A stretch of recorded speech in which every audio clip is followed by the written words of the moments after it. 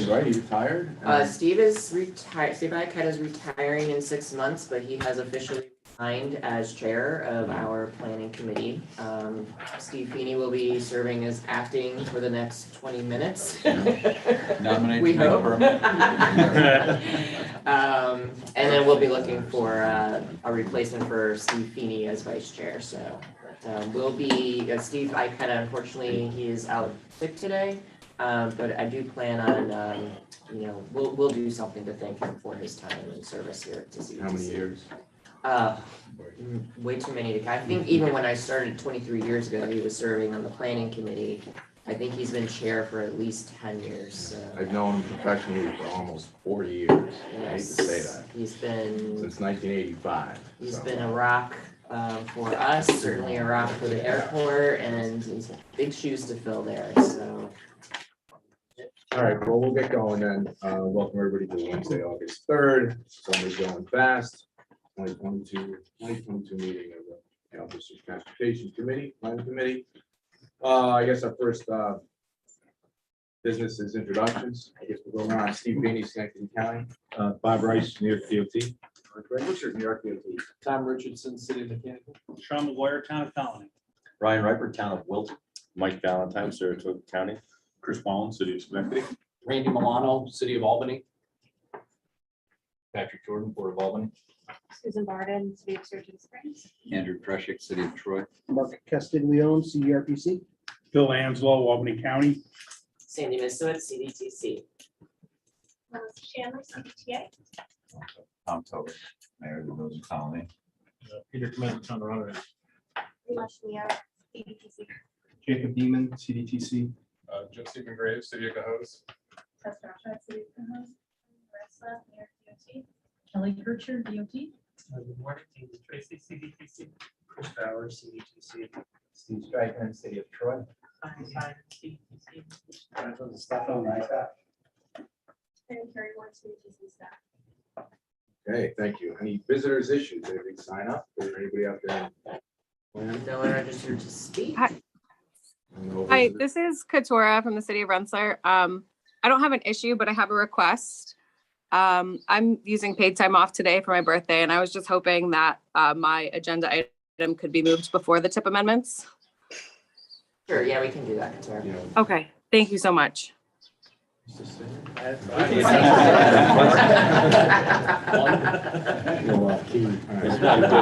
a good idea, All Tom. right, first we have a presentation. All right, CDTC Jobs Access Report. Who's doing that? So I'll start off by, just briefly, we here at CDTC started an equity advisory committee a few years ago. And in the context of the conversations at that group, a research paper came to us from Rochester, I believe, right? Is that correct? And we, it was an interesting research on the relationships between transportation access, housing policy, and how, disenfranchised population groups, low-income folks, minorities, et cetera, bear the burden of the mismatch between transportation and housing. So the Equity Advisory Committee requested CDTC take that research and sort of mimic what was done there in Rochester to our region. And we did the best we could with the tools available to us and the data available to us to come up with a research paper that I think will be of interest to you. At the same time that this research was going on, in the recent infrastructure law that was passed in November, although not a required planning factor, but the role of housing in that relationship between transportation and land use is something that's growing at the federal level in terms of what the topic areas we as an NPO might be getting into in our planning work. So I will turn it over to Rima Shmia, who will provide you the presentation, and we'll have some Q&A at the end.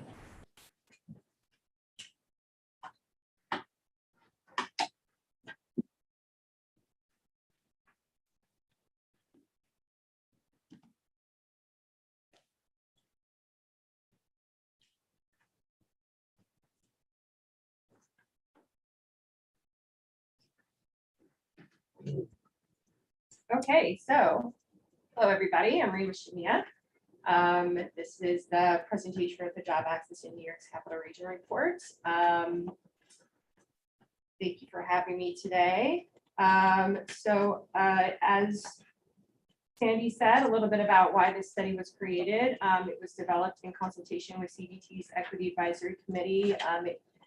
It came to their attention through somebody who brought it to them through the Rochester CGR report and inspired them to ask us to generate a data-driven report that they could use to engage policymakers and service providers regarding the inequities in our transportation system and how they impact job access.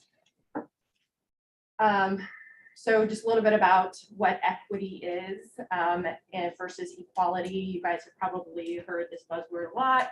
Equity, it's this idea that we don't necessarily all get exactly the same thing, which is what equality would be. And I love this schematic because it shows, it sort of tries to illustrate the concept of the transportation, with the transportation graphic. So we don't all get the same exact bike, which would be what equality is, but we get a different type of bike that suits our individual needs. So we all get, we are all able to accomplish the same goal. So we're all able to get to where we need to go, not by using the same exact bike, by using a bike that suits our particular needs. So a little bit about the historic context of our region, which could be characterized very generally by sprawl with a little bit of growth. This graph shows our historic growth pattern from 1910 to 2010. Historically, our cities had a larger population than the rest of our region, or the municipalities in the rest of our region. And then in about 1950, that sort of flipped, and the areas outside of our cities started growing much faster than our cities did, and that continued. But our overall population growth didn't really keep up with our sort of development growth pattern. So we sprawled a lot faster than our population growth grew. Rima, I'm sorry to interrupt. Would you mind sharing the screen for folks who are online? Yes, I'm sorry. No problem.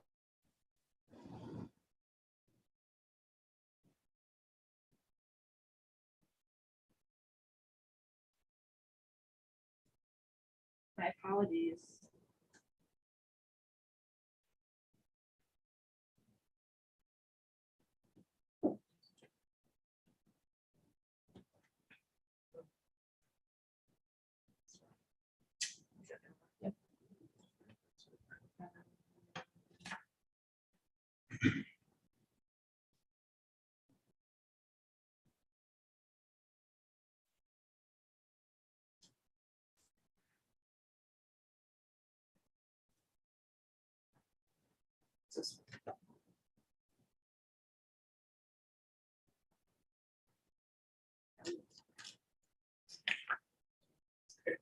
So now, sorry, folks. Can you see the presentation version or the, can you see my version or the audience version? You can see it. All right. Thank you for pointing that out, Stephen. Okay, so poverty. Poverty is not distributed evenly in our region. More people of color experience poverty than white people. 37% of Black or African Americans are in poverty. 32% of Hispanic or Latinos experience poverty, but only about 12% of white people in our region experience poverty. More residents of color who are in poverty live in the cities of Albany, Schenectady, and Troy than white people who experience poverty. So 88% of Black or African Americans who experience poverty live in those cities, 76% of Hispanic or Latinos, but only about 38% of white people who experience poverty live in the cities. And 12% of the capital region's workers are in poverty, even though they earn paychecks. So job locations do shift over time. We looked at specifically the retail sector and the hospitality sectors. Hospitality includes hotels and also food service like restaurants. And the good news is regionally, the retail job sector has grown 10% between 2002 and 2015. But the number of jobs in the core cities of Albany, Schenectady, and Troy actually lost jobs in that sector in that time period. And the picture for the hospitality sector is a little bit more mixed. Regionally, the number of jobs in that sector grew 23% regionally. And the number of jobs in Schenectady and Troy grew, but it shrank in Albany. So overall, some low-wage jobs in the region are trending away from our three largest cities. Affordable housing is mostly found, or mostly most concentrated in the cities and the inner ring suburbs. So this complicated bar graph on the left, really the takeaway is the median home values decrease with age. So the older your house is, very generally speaking, the lower its median home value is going to be.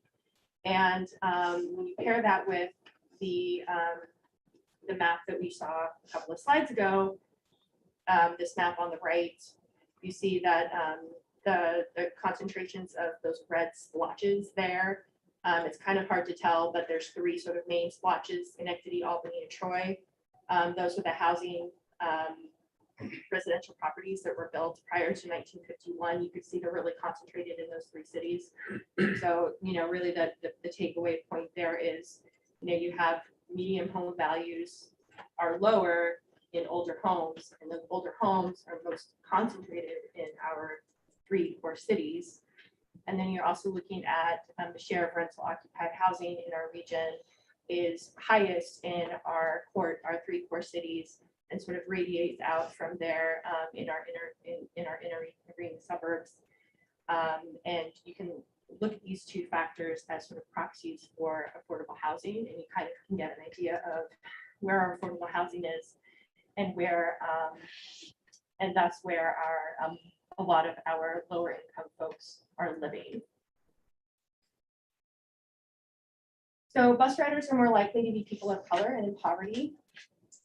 Share of commuters who take public transportation by race. So 26% of people of color take public transportation, but only 6% of white people take public transportation in the city of Albany, for example. And then the graph on the right, the share of poverty, the share in poverty by mode of travel to work. 21% of people in poverty take the bus, whereas only 11% of people in poverty drive alone. So a lot more people who are in poverty take the bus, and a lot more people who are people of color take the bus. Bus commutes take longer. Rima, sorry, the slides are not advancing for the online viewers. Sorry to interrupt again.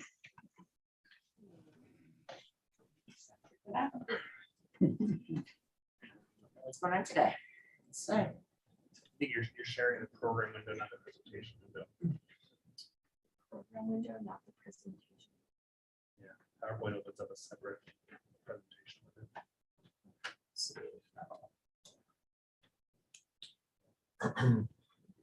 sorry, folks. We'll get this right. You get a good look at the T-boat question.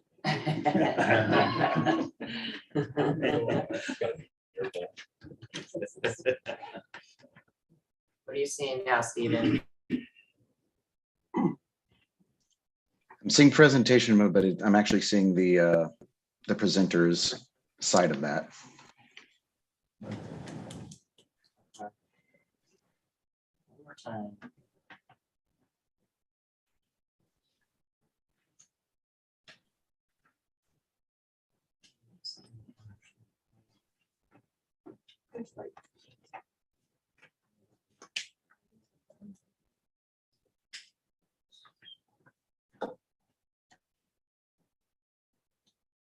How about now, Stephen?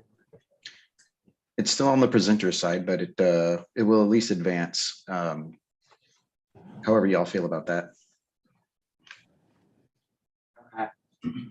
We'll just have to go with it. Yeah. The one to that one, pick that. Okay. That's the Alright. one. I have to not use my notes. So, wing it.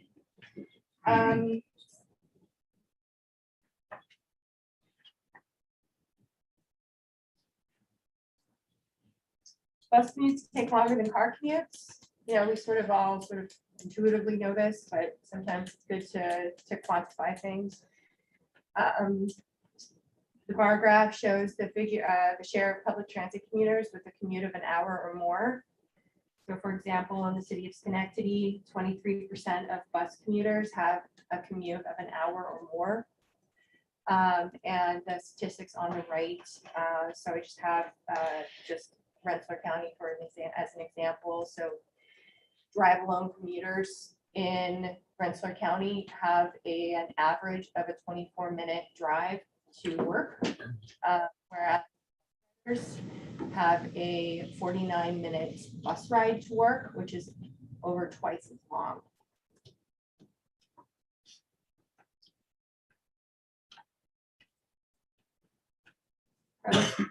Just as a recap, people of color and people experiencing poverty largely live in the cities of Albany, Schenectady, and Troy. Sorry about that. Right.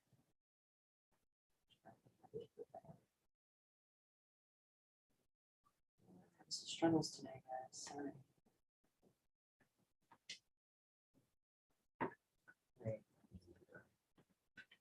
There we go. Sorry.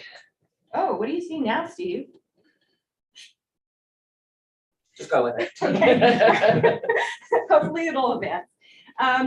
So people of color and people experiencing poverty largely live in the cities of Albany, Schenectady, and Troy. And as I was discussing before, that's largely where our affordable housing is. As we've seen through where our older housing is found, and most of our rental housing is concentrated. Some low-wage jobs, specifically, we looked at retail and hospitality sectors are moving out of the core cities, and this can be related to how our cities, our region is sprawling, which is development without or with little population growth.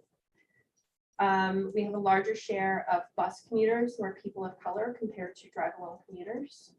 We have more bus commuters who are in poverty compared to drive-alone commuters, and bus commuters take a lot longer.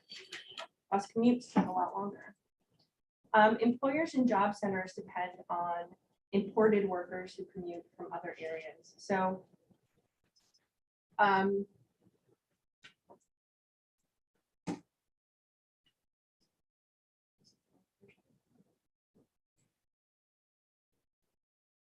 we have, so this is all pointing to a housing and jobs mismatch.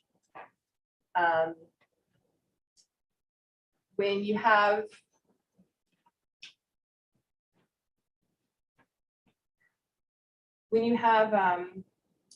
people living, you know, in the core cities, because that's where the affordable housing is, and you have jobs sort of shifting around, and some of them moving to, you know, other regions in the area, and you have challenges in getting to those regions because you maybe can't afford a car, or you have a really long bus commute. You have you can end up creating some unequitable transportation burdens, and you have a job and housing mismatch in the sense that you have difficulty finding housing where you are able to obtain work, and vice versa. So I'm going to try to unpack this a little bit complicated slide here. The green bubbles are areas that represent the number of low-wage jobs, and the blue bubbles are areas that represent the number of low-income working residents. So the pairs of them are trying to visualize the sort of the ratios of low-wage jobs to low-income working residents in each of these select municipalities. So if you just take the city of Albany for an example, the green bubble is showing that there's over 18,000 low-wage jobs within the city.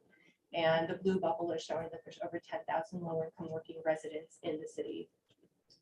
So what it's showing is that there's thousands of more low-wage jobs than there are working residents that are living in that municipality to fill them, which means that there's people by necessity who are outside of that municipality who have to be commuting into that place to fill those jobs. So the question is then, how are they getting there? And, how are they experiencing their commute? There are other, that what I'm not showing on this slide, which is going to take up too much time in this presentation to go into detail today, but I encourage you to look at in the report is the report discusses a comparison of these ratios of the ratio between low wage and low income working residents, and then also looks at middle income and middle working residents, and then high income and high working residents. And from there is able to sort of create a discussion on looking at whether there's what's going on with affordable housing in each of these communities.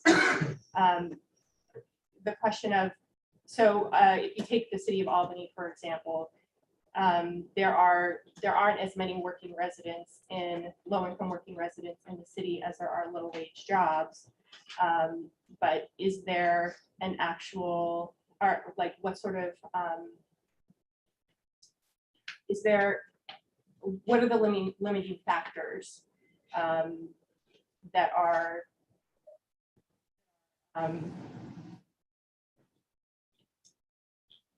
are there something preventing more people from being able to access housing in that municipality to get easier access to those jobs? And so the report has a discussion about those sorts of questions in more detail. So I encourage you to take a look at the report. So we also, to discuss this question of, to incorporate this issue of housing and access to jobs, we looked at 4 pairs of zoning codes and affordable, and looked at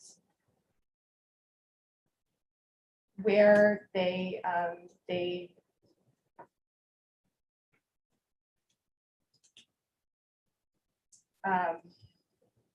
where they allowed housing, both historically and in their current zoning, to try to get a sense of what the role was in land use policy, and how land use policy can influence affordable housing. So we looked at 4 different communities and found a couple of different trends with by looking at these 4 communities. So just a couple of quick things about the color schemes. One is so single family housing is in blue. 2-family housing we indicated in green. Red is multifamily housing, and then black is no housing allowed. And so we took a look at like how housing policy changed over time And we looked at communities that had a job center and how their land use would influence the ability for affordable housing to be developed near the job centers. So one thing we found was that in general,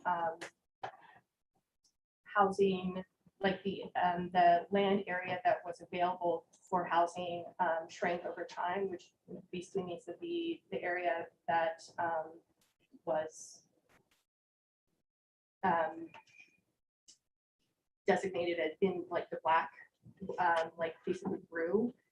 And the areas that were restricted to single family housing only grew. And the areas, generally speaking, the areas that were allocated for multifamily housing and two-family housing shrank. So for community A,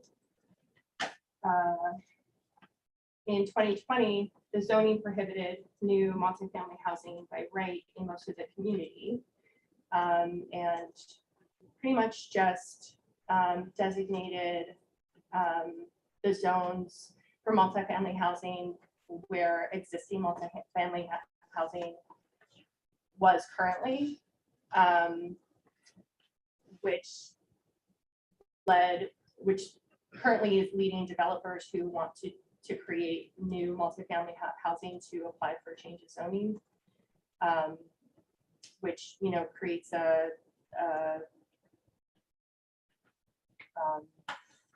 know, sort of a barrier to create that new housing opportunity. And it looks like there's a really stark change in like what was allowed in 1955 and what's currently allowed in 2020 in terms of like multifamily housing. But really what's going on in 1955 is it was a really new ordinance, and it wasn't really a practical way of zoning their community, because most of the area that is red there is actually like very rural, agricultural, and like terrain that's not really suitable for any type of development. So it's sort of like unsuitably designated as multifamily zone, and led to some haphazard development. So it was sort of a corrective action to change it over to a single family allowed zone. But it seems like it was sort of, they sort of swung into the other extreme instead of being a little bit more flexible and allowing multifamily in, you know, growth. They sort of went a little bit extreme and were perhaps a little too restrictive, even though that they have a fair amount of low wage jobs available in their town, or in their community. So community B, 2020 zoning shrank the total area for two-family zones. So they started out in 1966 with like a fair number of like green areas of two-family. And in 2020, they don't really have any two-family zones. They only have multifamily and single family. And then some of the multifamily zones are shared by other high demand uses like commercial uses, business, retail, office space, and whatnot. So even though they have a fair amount of like space, land, square footage allocated to multifamily, you know, that could potentially be built up by multifamily. There's other high demand uses that are sort of, you know, could sort of squeeze that area. So it's not just allocated to multifamily. Community C, the 2020 zoning shrank the total area for two-family zones, and some multifamily zones are shared by other high demand uses, similar to community B. And then community D, in 2021, the zoning requires a special use permit to build two-family housing in most areas zoned for two-family, which really is just to say that the bar is set a little bit higher to get permission to build two-family housing. So it's a little bit more difficult to build there for two-family housing. So if you're thinking about it in terms of how do we get more affordable housing in communities that have low-wage job centers, you know, it's not really going to accomplish that goal or address that need. So now I need to wrap up. So we get to recommendations. There's a couple of recommendations for Cdtc, which is to share the report with local land use policymakers, the business community, nonprofits, vocational trainers, partner with businesses to develop transportation demand management plans, work with others to find transportation solutions, to job centers like warehouses and distribution centers, work with others to help develop business plans for microtransit industry, catering to employers. There's recommendations for local governments, like conducting a build-out analysis that considers projected housing development and projected job growth to determine if there's parity between jobs available and housing available for workers in the low, middle, and high income categories. And incentivize co-location of affordable housing with low-wage jobs, encourage affordable housing, easy bus, walk, bike access for low-wage jobs. And then recommendations to transportation providers, like collecting and publishing measures of equitable access in their systems and using those measures to adjust services to improve access. And then opportunities for further research, conduct a network analysis to look at job accessibility from low, middle, and high income neighborhoods, investigate impacts of gentrification on low income tenants in city neighborhoods that are experiencing reinvestment. Consider a role of transportation in regional workforce development, and including considering ways to address transit driver shortage.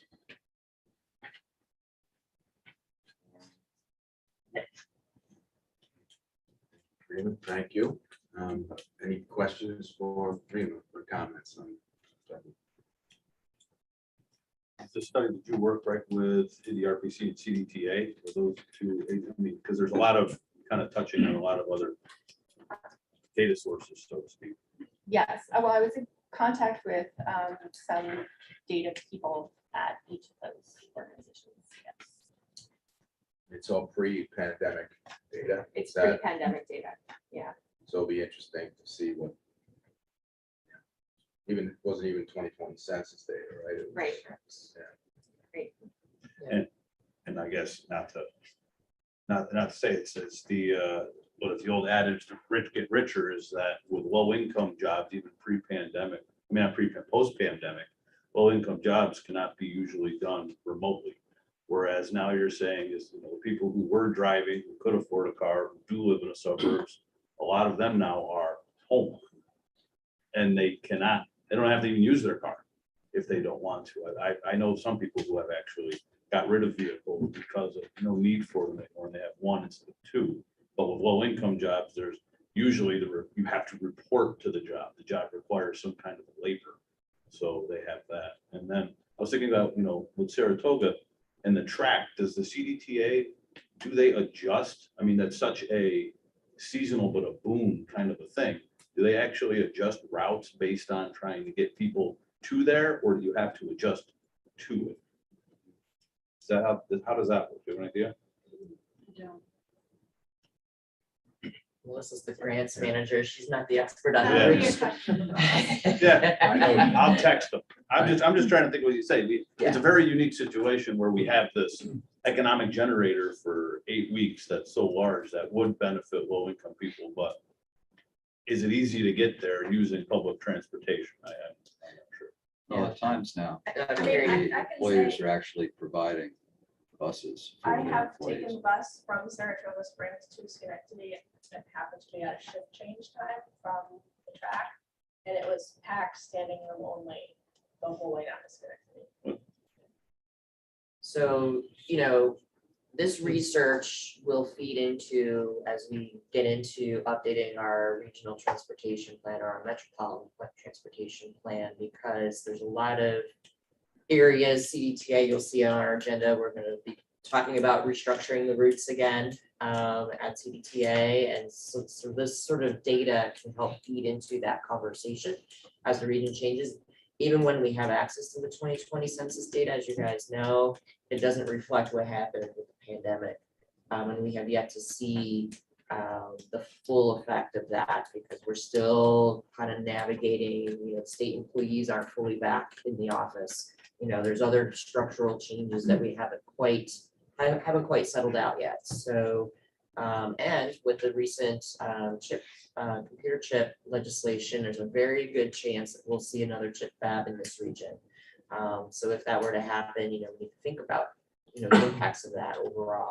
So, there's a lot of things that this research can fit into. And that last bullet point, I heard some reaction from the crowd about the transit driver shortage. That is a very real thing at CDTA. They're down upwards of 50, 60 drivers.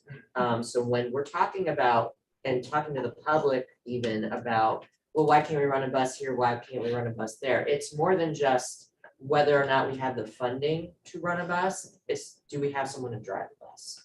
And that is a very, very real problem. Turnover is a very real problem. It's a challenging job, but it certainly impacts the limits what CDTA can do. Something in the housing job mismatch, you look at individual workers, but you don't look at family units. It'd be interesting to know workers, so individual workers versus workers in a family unit, and also the disparity between veteran community location and residency and reasons why versus more of an urban location for access centers. I don't know of any data source that has information on reasons why people live where they live and work where they work. I think that would be really, really interesting data to take a look at, because right now we're simply making assumptions, right? Like, I think the assumption is that people want to live close or close-ish to where they work. People want to have a short commute, but people's definition or idea of what a short commute is varies. People's tolerance for driving or busing or whatever, varies. So I think that would be really, really helpful, useful, interesting information. But I don't know the source for that. So if you ever come across it, let me know. In general, people with lower incomes are less mobile, so they have less flexibility in their housing choices. Right. So areas that, like, for example, that were historically redlined, there are communities that are not very mobile because they simply don't have the resources to go elsewhere or move closer to jobs that may be in the suburbs. So there are these intractable issues that are a function of a lot of different influences. Mhm. It's always interesting to dive into the data and see. Yeah, or like this question of like if I went back and or in the beginning of the slide gave a statistic of I think it's 38% of white people in poverty live in the cities of Albany, Schenectady, and Troy, like only 38%. So the other 70, whatever, 2%, 62% are living outside of those two cities. Of where are they living? Rural poor. Saratoga Or- County has the highest number of manufactured housing. And like, why are they living there? Why are they living there? And how are they getting around? The other thing I, was pondering as you went through the zoning codes is I'd be interested to know, the zoning code is an embodiment of the comprehensive plan or something to that effect. And I'll say like in Colony, we have a significant limitation in the comprehensive plan and the way that process went last time before I was there, where the comprehensive plan, I say, puts a white vinyl fence around single family residential. It says, we were not going to increase any, they're not going to add intensity pressures around single family residential. So it'll be interesting to see some of those subject communities, what do their comprehensive plans say in terms of those different housing choices, and maybe, you know, an outcome of this paper or, you know, an addendum are best practices that you should consider in developing their comprehensive plans and address this potential mismatch between jobs. I was trying to get at that, like trying to find a way to sort of reframe the conversation of, it's not so much about like, you know, I understand that people want to protect, you know, their community character, but at the same time, like, let's consider what the externalities are. Like, we are creating an unequitable transportation burden on other people who are already like really stretched thin, and like, what are they doing? They're coming into your community and filling jobs that need to be filled. Like, they are members of your community, but just in a different way. And you're sort of okay with them coming in and working for you, but you're not okay with calling them a neighbor. Like, why is that? Yeah, it's a real challenge, because when you talk about a public participation process that pulls that feedback out, and that's what residents are asking for, clamoring for, is that preservation of their expectation. You know, how do you push the envelope on that to also address the issue of equity? Awful lot of room for interpretations. Now, we need to move along. We do, yep. So thank you, Rima. Appreciate it. Discussion. Move to administration, previous meeting minutes, May 18th, 2022. Can I have a motion to approve? So, Do I have a second? Chris, thank you. All those in favor? Aye. Anybody opposed to the minutes? Not. All right. Moving right along, nominations of planning committee chair and vice chair. So I don't know if you've done any. Yeah, so forward. we obviously, I reached out to Steve, who was our existing vice chair, to potentially serve as chair, and he has graciously agreed to do that. So we will need a nomination from the floor to have Steve. We'll take Sean. We'll need a second. Andy, all those in favor of Steve serving as chair? aye. Anyone opposed? I don't think so. And I'm sure no one's abstaining. So we need a vice chair. And we need a vice chair. We are looking for someone to step up as vice chair. Because it was sort of last minute, I had trouble reaching people, but if anyone is interested in serving or has a nomination. they I would like to nominate Sean McGuire. Sean, would you accept said nomination? I would accept it. Okay, and do we have a second? I'll second it. Ms. Mark and Pat Jordan. All right, then. We'll call a vote. No other nominations then? Sean's willing to serve. All those in favor? Aye. Opposed? Abstained? I just want to point out, Mark maybe pushed me to president of the upstate chapter of the APA, and now. So, thank you. So he's your guru. I'm the puppet master. I guess, yeah. Thank you, Sean. I appreciate it. Yeah, I can We'll get- try to keep the burden light. I can guarantee you I won't be here 20 more years like Steve. Thank you, Time is everybody. limited. All right, thanks. Where are we moving to? Transfer the tip, fiscal constraints on table 4. Is that? Jacob, we'll just Jacob. review that Yep. quickly. Want to pull it up, but nothing has really changed since the last time we've had. No big changes to our fiscal constraint on the current tip, currently under program in all years. When we adopt our new tip, and later on in the agenda, we'll kind of discuss fiscal constraint on the draft tip. Trying to move things around on that, but right now, all things look good on the existing tip. Questions? Moving into action items, is that where we're heading now? We've got, you want to jump to the city, what's where? Yes. Oh, we're that's gonna right. Jump down to item number, letter, to the right page, letter 4D. You have Rensselaer technical assistance project. I will start this off. Tara, you can jump in as well. This came to us from City of Rensselaer to look at Riverside Avenue access improvements. Tara, do you want to speak to what the city's looking to achieve? Yeah, can everybody hear me? Okay, thank you. So if you're familiar with the Rensselaer side of the Port of Albany, the actual access route for all trucks is supposed to be through 9J. But a lot of truck drivers wind up going down Riverside Avenue and they will blame their GPS because that's just the way it takes them. I know that the city's taken approaches in the past with signage, flashing lights and things like that, but it hasn't really proven to be successful because we still have that issue.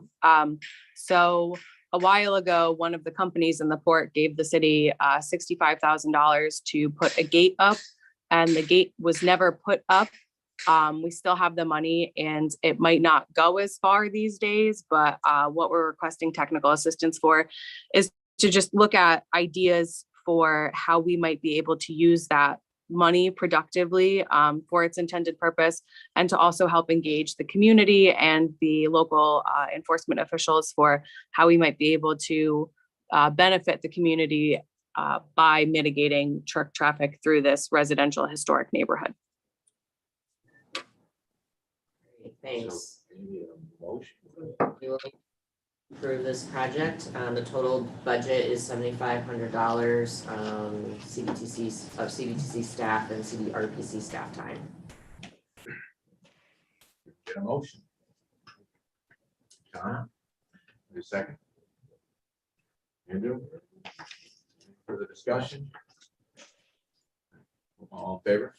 Aye. Opposed, abstained? Good. Perfect. Thank you. Thanks, Katara. Happy birthday. Thank you. Thank you so much. Bye-bye. Happy birthday. Back to A, right? And That's 263 Sunnyside Road over Amtrak. Bridge. Joe Semino or Jacob, I'm not sure on this one for Scotia. Nicholas? So my name is Ryan Kedger. I'm the Superintendent of Public Works for the Village of Scotia. And I'll just introduce Joe Semino from CHA as our consultant engineer on the project. We'll run through the amendment. Thank you. Thanks, Ryan. Good morning, everyone. So we were designated CHA as a consulting designer by the village a few months back. The amendment is pretty straightforward. Tony Papil, our lead bridge engineer on the project, is also on the phone. He'll explain the reason for the change in the scope, but in a nutshell, simplistically, it's going from bridge rehab to what we feel is a much better solution, bridge replacement. To go from bridge rehab to bridge replacement, there is a proposal to change the name of the project. Also, there is the need to add incidental and right-of-way acquisition phases to the project. You see that in the table there. Those total $24,000 in this amendment. That $24,000 was reduced from the construction total, which is less than 1/2 or just over 1/2 of 1% of the construction total. So the ask is not for any more dollars. It's just to add right-of-ways and to establish fiscal years for the right-of-way work, as well as push out the construction fiscal year allocations to 23-24. Pushing that out is primarily due to the need to acquire right-of-ways and a change in some of the folks at the village. This project went out a little later than originally expected, but we're on track now. So all of that in a nutshell. And the reason to go to, in our opinion, and in the village's opinion, as well as our friends at DOT, from rehab to replacement, I'll let Tony just describe that briefly. Thanks, Joe. Good morning, everyone. Can everybody hear me okay? I just want to make sure. Yep. Okay, great. Thank you. So the Sunnyside Road Bridge over Amtrak is currently a 5-span steel girder bridge over a single set of tracks. As Joe mentioned, it's currently scoped as a rehab with a construction cost estimate budgeted at around $3.8 million, which is actually relatively quite a lot of money for a rehab. The NBI ratings consist of a substructure rating of 3, which is poor condition. The deck and the superstructure are in fair to poor conditions with NBI ratings of 5. In the August 2021 inspection, 7 red structural flags were issued all for significant deterioration of the reinforced concrete piers. So there's little doubt this bridge needs significant work. The reasoning why we are proposing to change the scope to a replacement is that there is really no need for 5 spans at this point in time. It originally spanned a rail yard back in the day, and the bridge actually crossed 6 different sets of tracks running through the various spans. And as I mentioned before, now it only crosses 1 set of tracks. So it's a lot more bridge than needs to be out there at this point. So what we propose to do is replace the 5-span bridge with a single span bridge and use long U-type wing walls to support the approaches. This will reduce future inspection and maintenance costs. And so we feel that, there's benefit across the board with this. We've completed a preliminary estimate for the replacement bridge, and it's very similar to the 3.8 million for the rehab that's currently programmed. So we understand we'll need the railroad buy-in to do this. We feel relatively confident, as much as we can when we're working with the railroad, that they'll agree to this. But even if they request a second set of tracks, let's say in the future, we can still span that with a single span bridge that's being proposed. So that's essentially it. That's the reasoning that we're proposing to change this to a replacement bridge. Does anybody have any questions? How long will the railroad take to get back to you? We're just moving the fiscal year out to 27 now. No, I'm kidding. No. Who's the owner? It is similar. It's owned by CSX, leased by Amtrak, used by Amtrak. 6 trains a day, 2 at night.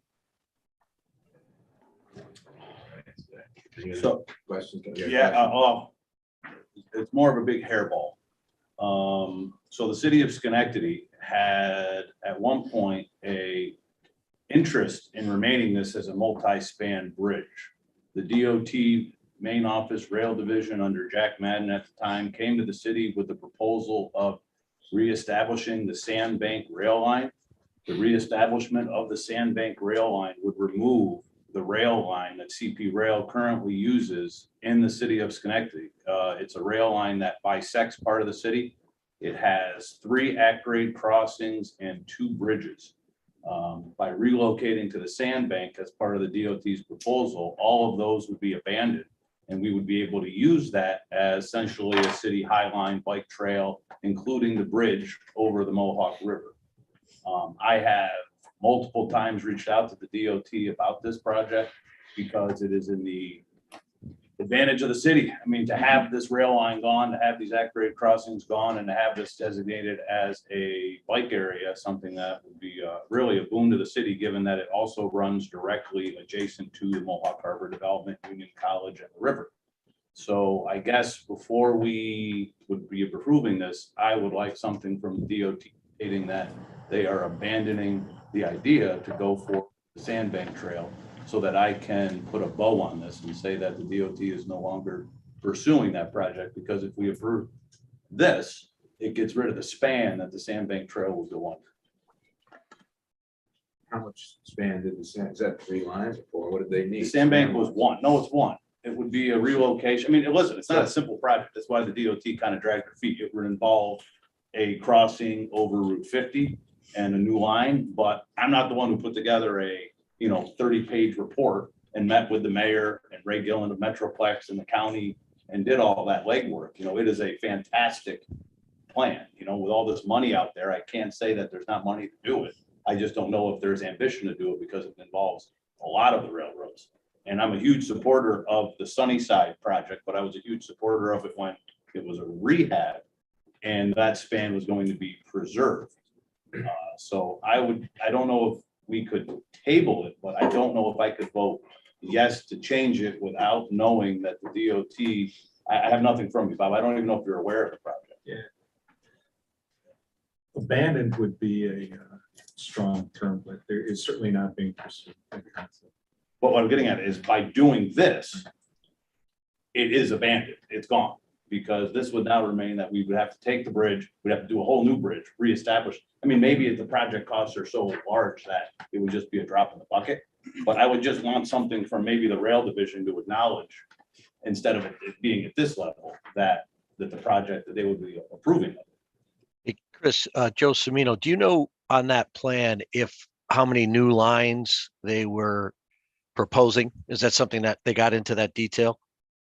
Bank line was only one line, and it was going to replace the CP rail line that currently exists from Union Street, essentially the Amtrak station north. They have a large rail yard in Glenville, so it was going to go there through a National Grid easement crossing 50. The right-of-way actually is still owned by the railroad. You can find it on a tax map, but it was only one rail. But the way that it curved, it could not use the existing span which you're talking about. The radius would be far too sharp. So our opening would have to be bigger than what we might be contemplating right now.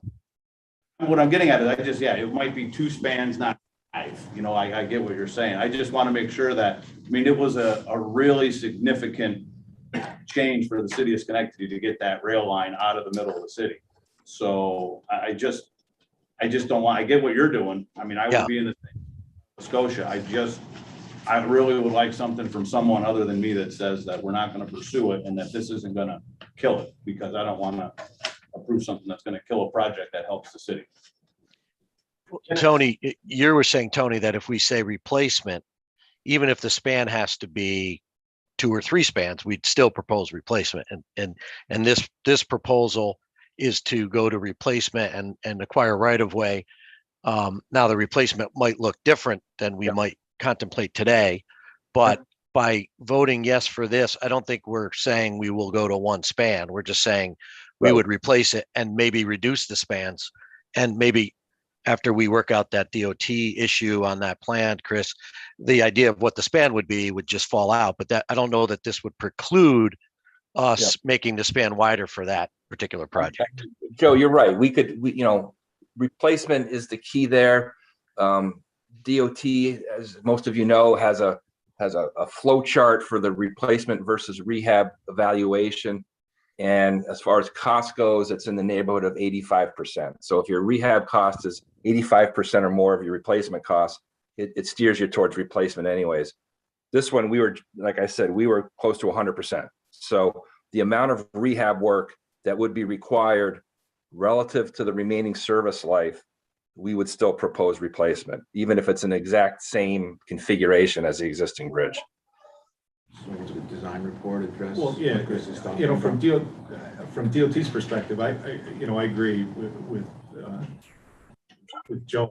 I don't think the spirit of this amendment changes that. I think the elimination of the 5 span with a replacement, but still under the alternative consideration, the stuff that you're talking about, should certainly be addressed before a preferred alternative comes out in a design report. I guess my issue is from the city's perspective, right? After this, I'm not at the table anymore.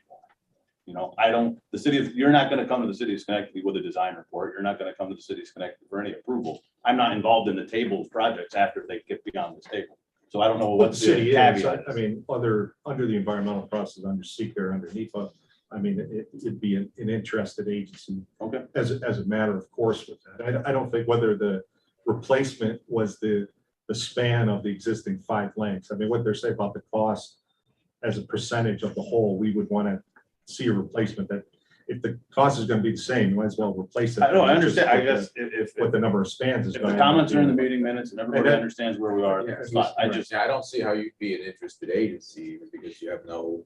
That's what I'm getting at. Is I just see if this gets approved. What if there's an existing plan that's out there?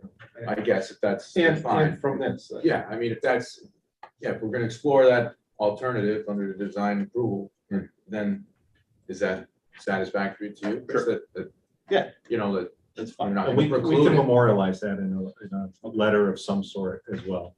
Is that looking for that to be pursued as part of the design alternative for the replacement. And I think one thing to add that this explanation of change, I think it's good that it does not say from 5 spans to 1 span. It just says potentially from 5 spans to a shorter span. right? So it may not be, we said one in our explanation, but it may be more than one if that project moves forward. And, right,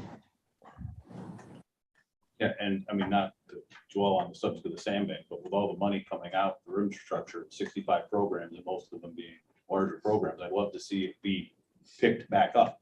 I don't know even how it would be possible to pick that project back up, but it would be great. I mean, we only have 3 at-grade crossings in the city. Each one of them is a huge liability, and they're all associated with this particular line. So this would remove all the at-grade rail crossings from the city of Schenectady, which would be terrific.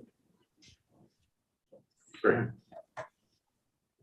So we're looking for a motion? Is that We're for a motion to approve the amendment. the amendment for S 263? Can I get a motion? Andrew, do we have a second? Tom? Yes. Any further discussion? Okay, call the vote. All those in favor, aye? Aye. Anyone opposed? Staying? Passes.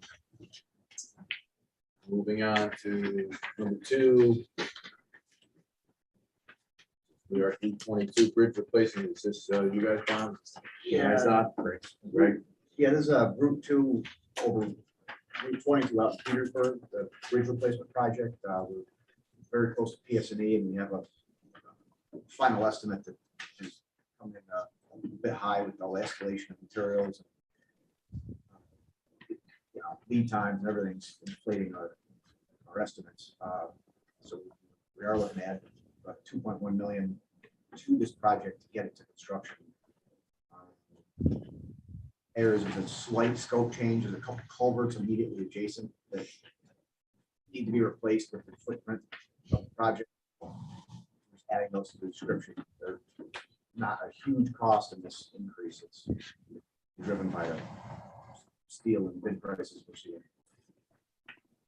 That's pretty scary, right? Almost 50% increase. Talk about some bid results later. Do we have to? Just for information. But this represents a very fresh estimate based on everything we're seeing. Material costs. Yeah, if you look at our steel index price, it's up from $600 2 years ago a ton to $1,500 a ton. It's yearly. That's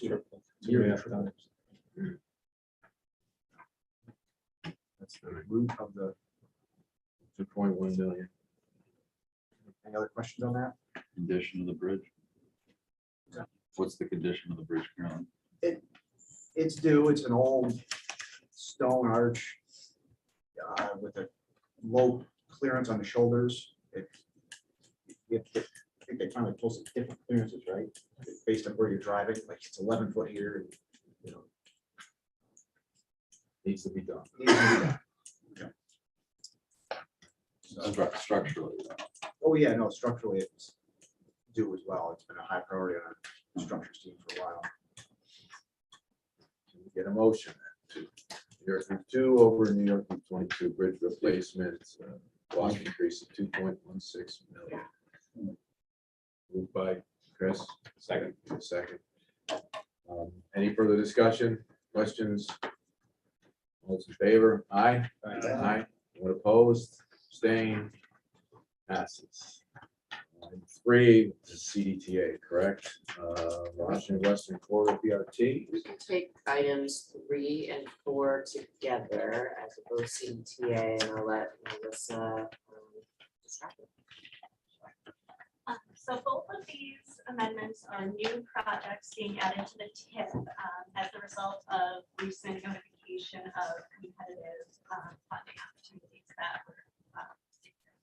So the first one, T148, is to fund operations of the Washington Western BRT during the first 2 years. CDTA will continue to operate the service for, committed to the 5 years. This is very similar to T124, which was CMAC having awarded for the same purpose for the River BRT. So this is essentially the same project, but just in support of the Washington Western BRT. Should I talk about the other one? Yes, please. And the other one is actually American Rescue Plan funding that was awarded, and this might start to address Chris's question earlier during Freeman's presentation, because this is funding to support using route planning software to restructure routes to better address disadvantaged communities, low-income riders, and just better serve the community overall and reduce greenhouse gas emissions. So this was ARP funding that 100% federal funding that CDTC won in a competitive award. So this is just adding both these projects to the TIP so we can get the grants executed and start working on it. New money, right? Does it impact everybody? All right, then, thank you. And I have a motion to number 3, number 4, Washington Western Corridor and the Intelligent Route Plan.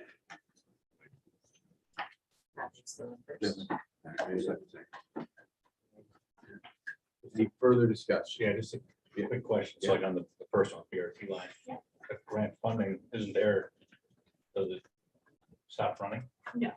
What's the alternative? Like if these grants, so CMAC goes away, whatever goes away, what's the alternative? I mean, it is funded internally. We are committed to funding the project. We are committed to funding it prior to receiving the CMAC funding. So there is the ability to fund it internally. Move the pockets around, okay. The money. All right. Okay, so we have a motion, we have a second. Any further discussion? Roll call, favor, aye. Aye. Opposed, abstained, pass. So now we're looking at 5 through what is it, 15. 5 through And all, these are all the All the tap- taps tap and recipients. minus the CDTA where it was addressed. So we can all do all these at once. Is that- Yeah. But Greg, you need this? What we do is, because these all come out in mass and it's a DOT award, as a courtesy, we put a tip letter together for all of them at once, just to make it efficient for everyone to get these on the tip. I don't know if we need to go through each individual project or all contained in the letter. It represents over 27 million in federal funds, but the award announcements are the federal only dollars, so it's really about 34 million in match project values here of these projects. Actually, in region 1, all the TAP CMAC went to the CDTC area this round. And statewide pot, 27 million is a pretty good proportion statewide solicitation. So We had at least 20% statewide. nearly, yeah, right on 20%. So any TIP projects pending CMAC that, since the award of CMAC now is issued, additional money becomes available on the TIP? And what is that amount, if you have it roughly? I think the amount was roughly 10 million came off, so we over-programmed. We're now under-programmed over the total 5 years. Some of the projects were partially funded and/or it turned out to be a different kind of project ask. One of those would be the Zim Smith Trail. So like the full 500,000 that we programmed remains on the tip side. A couple other projects, I think the hose might be one, Wilton is one where there was cost differences and we're now going to use tip money to fund the difference, a couple $100,000. So it did decrease. Total tip funding. Thank you. So move.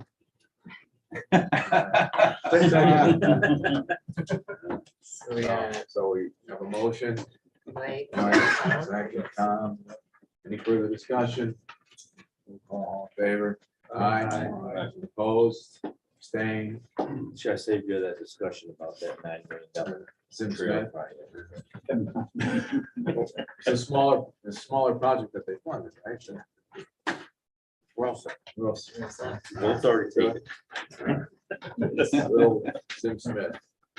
Sure, you can tell him to fight down. All right, so we're moving to tip update, is that where we're at now? So we'll start with, fiscal constraint table, and let me pull this up and share my screen. Tell me, Oh, we've had it in just- Teams. no, you just go to Edge. Oh, okay. It's a tab. Is that this one? Okay. So zoom in a bit. Shared.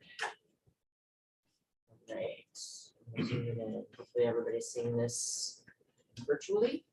Okay, so really, one of the only changes that we've really made to the draft tip, since you guys have all seen it last, is some changes to the fiscal constraint table. So as most of us probably know here, we try to balance our funding over the 5 years. When we were programming the projects, we programmed to a total dollar amount, but didn't really have those projects in any particular year. So after the first cut of assigning projects to our fund types and fiscal years, we were quite a bit over-programmed in year 2 and 3.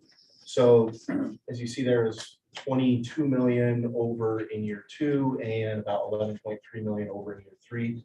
And that's about 30% over programming in year 2 and 15% over programming in year 3. So, we like to be under 5% over programmed in any particular year, or at least that's kind of the guidelines that we've been using for a while now. So we put together a list of projects that we would propose to shift out into years 4 and 5 to help balance. So scroll down. I don't know if we're really going to go through all of these. I would encourage everyone to take a look. We sent emails out to individual project sponsors to let them know that we were proposing these changes. If you scroll down, we do have a summary table. So it amounts to about 12 different projects in total. And scroll down one more line. 12 different projects in total, and we are moving about $32 million from years 1 and 2 into years 4 and 5 to help balance that budget. And Can you go up to the city second part of it? what's that? No. So yeah, if you scroll back up, City Schenectady. Yeah. And I'll point out here, I caught a typo early on. So in that line for the Craig Street, I noted that construction is 4.454, it's 4.116, and that's the number that's in the table. So I guess overall, when the one thing that we want to make sure people have in mind is that as long as your project is in the first 4 years, so 23 through 26, that can be advanced essentially at any time if you're ready without an amendment. So you can come to us in DOT and through project selection, kind of once this new tip is live, we have a little bit more flexibility with balancing that budget. I'm sure some of you have heard before, we can say the budget estimate kind of comes with it. So it doesn't really make us, out of budget in that case, once we're started, but we want to make sure that we're starting from a kind of a balanced perspective. But if there are a couple projects that are moving out into fiscal year 27, and in that case, it does require an amendment to bring it into the 4-year STIP side of things. It's an amendment with planning committee approval. So we do want to point that out. And there are a couple of these on here that are going to potentially face that. And we want to just make sure that there is opportunity to bring it in closer. However, it would require an amendment. So there's 5 total.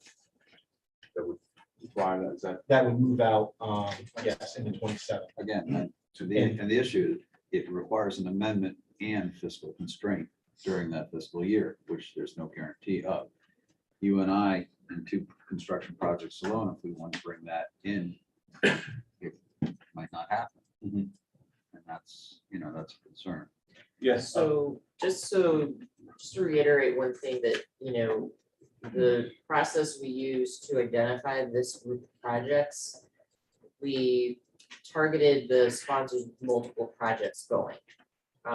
Because, we had gone to a sponsor with a single project, we felt it was more fair to go for, and adjust schedules for projects, sponsors with multiple projects, particularly those that had stuff in the first year or two of the TIP already.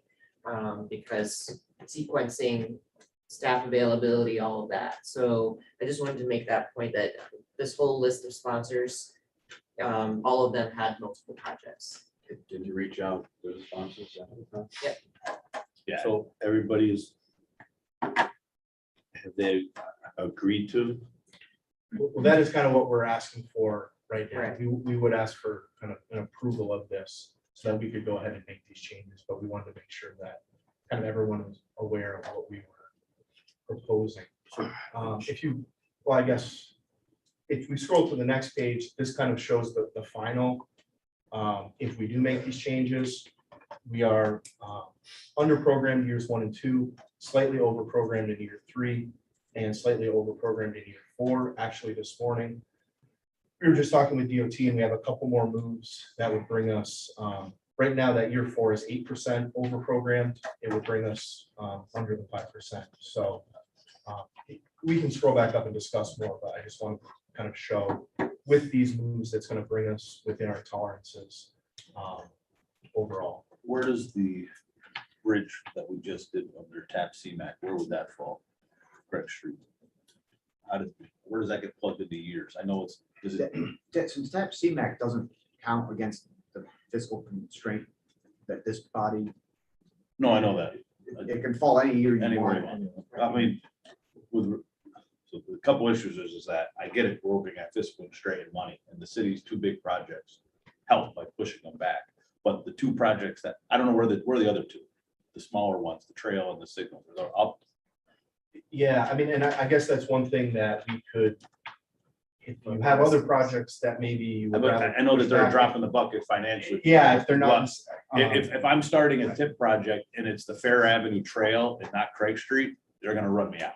So we're actually, once this is all done, we're gonna start design of both Craig and Crane. Because Craig Street, we've been talking about for, going on 5 years. And Crane Street, if it's still standing in 5 years, would be amazing. So we're gonna start design of both. So I don't know how to anticipate that. And then the Situation we're involved in too. and then Craig Street, the bridge, in talking with the DOT, we were gonna put all the Craig Street projects into one, essentially very large project to save that. So it's like, then I don't know how that works for, the TAP CMAC guidelines of pushing that out. But Well, for TAP CMAC, I mean, it's the 3 years technically once it's under agreement. Right? But I don't want to, don't overthink this sort of thing. I mean, this table is meant to be the I got it. accountant in there. I mean, to Andrew's point, the idea of, what appropriations are like, what the environment is like 3 or 4 years out to know. I think around what we've made, and part of the thing about the price increases that we should talk about a little more. I mean, is the commitment to the family of projects, and obviously you can see that there's some green up front. So anything that sort of accelerated, I mean, Crane Street, if we get design approval, next summer, sure, I mean, we can go up to construction early. And I think there's always been enough flexibility with the candidate pool around here that we can make that work. And we also have some degree of flexibility in terms of a regional program to either further buffer that within a given year of how much lettings that we want to do out of the 4 versus the 8 counties that want to do that. So we're just required to make the checking book balance. Sure. Today. I know, I just We readjusted. Well, I 6 just want to months make from sure now. this is not some handshake document that just exists here. This is a public document. If it goes publicly, and they say, do you realize that these projects were pushed to here? And then I just want to make sure I can explain that, the community in Schenectady is anticipating that we are going to jump on the Craig Street. As you can see, I mean, it's still showing the green in the first year. I would encourage any of that, as quick as we can get agreements and get stuff that we want to get going with design for that, where your construction phase obligation ends up, that's a conversation based on how the design plays out. But I mean, I think the commitment to the group of projects is sort of the things that around the table, that's what all those months of conversations were about. But I want to come back to a particular. I don't, that broad thing, I want to bring it down to one. Can you go back to the chart? projects. So I picked Saratoga County. I've got one that is going from 25 to 27. That one, yes. I have not had correspondence with DPW after the email back with you and Tom back and forth. So I come to the table not knowing if anything has been agreed to or anything, but is he in agreement with? Tom simply said, I may have something. I and know, I saw That's where it was left. So, you know, as Bob said, I think the goal for today, it's not to lock us into, I understand when this hits the public, that, it's a snapshot in time.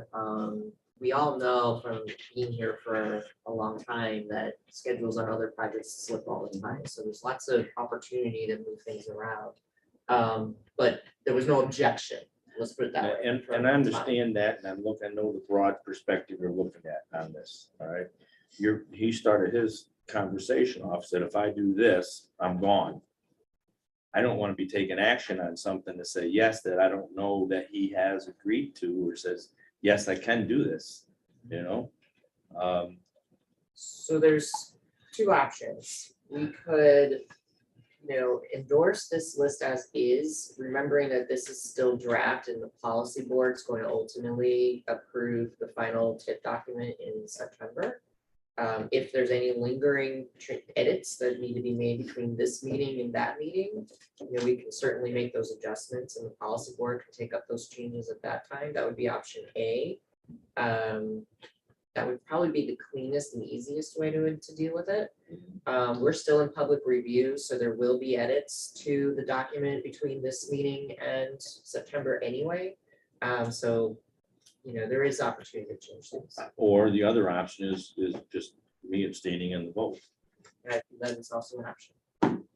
A little bit more concern, granted, looking historically how things have progressed, but my concern a little bit more urgent, I think, this go around is the delay factor of the programmed items in the first 2 years and maybe the expedient development of the projects that are 4 or 5 and when they meet, if they meet, it could present a very difficult fiscal situation. You're talking about being out there in the out years. And then if those Coming back. ones, and yeah, And and the you ones still have your other programmed for ones. the close years pushing out. Yeah.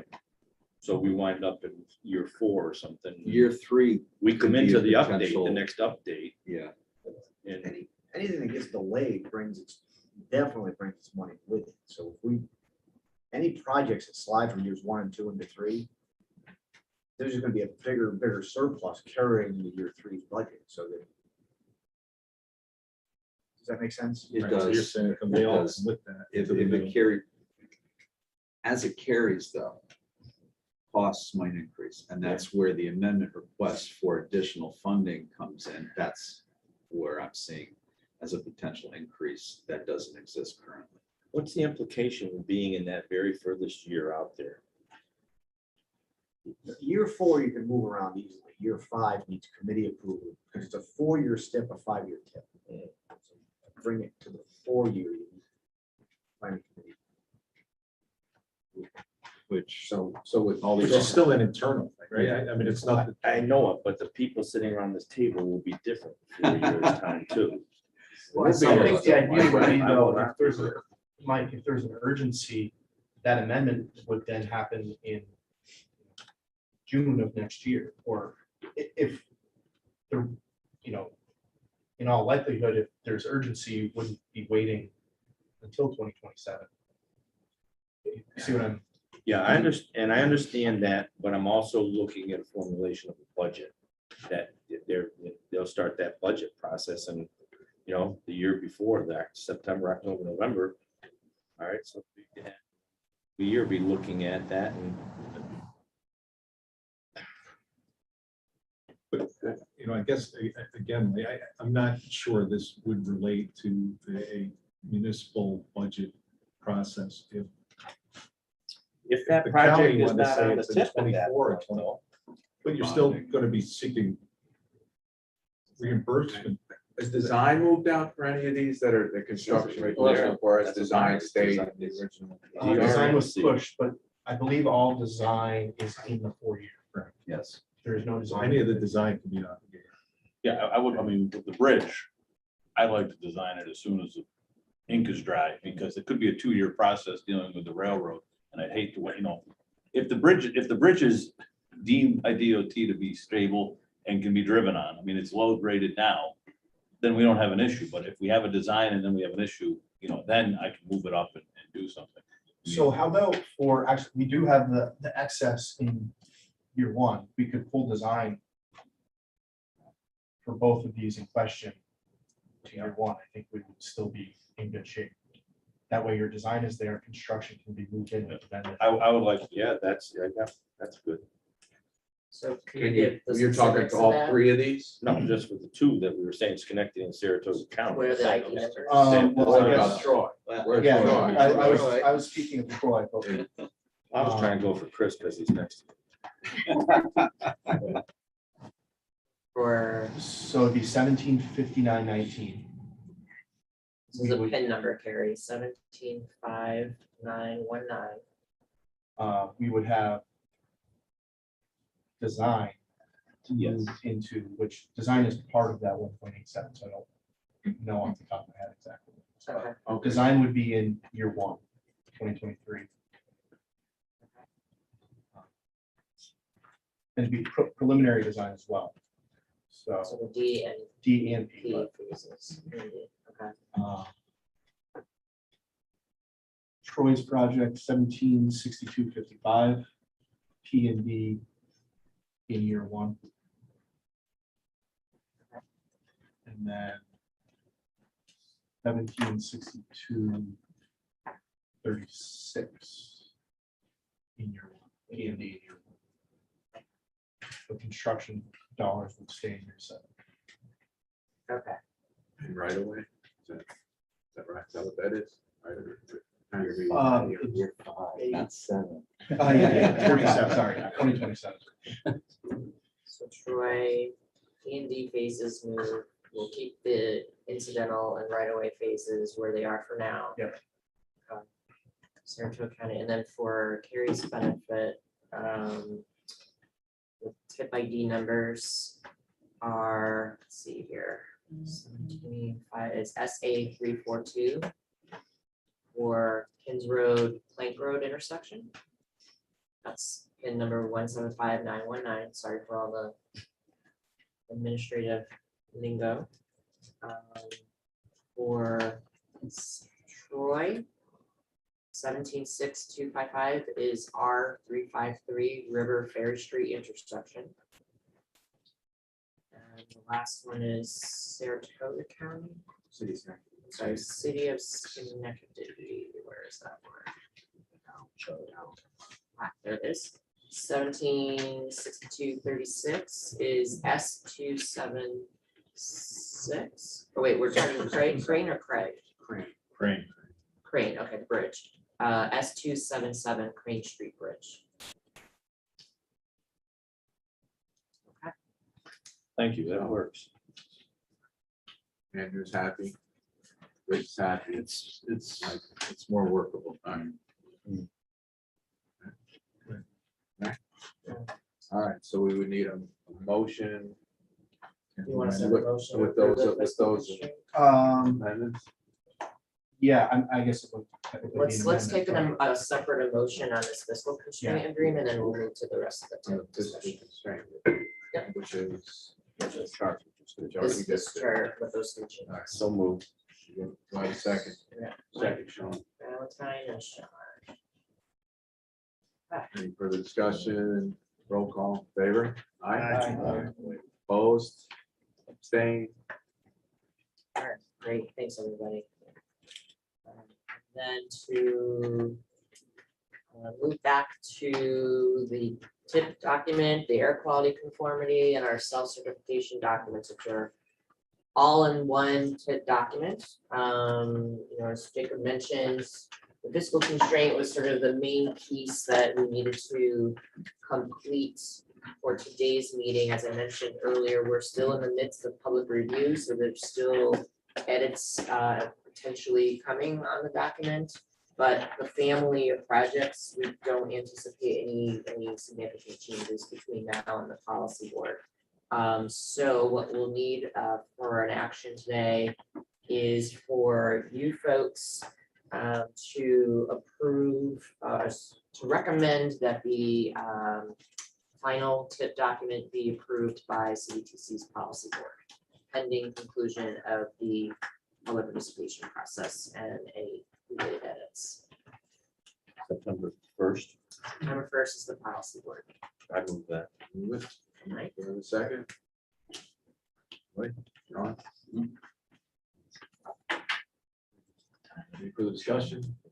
Those in favor, aye? Aye. Anyone opposed? Abstain?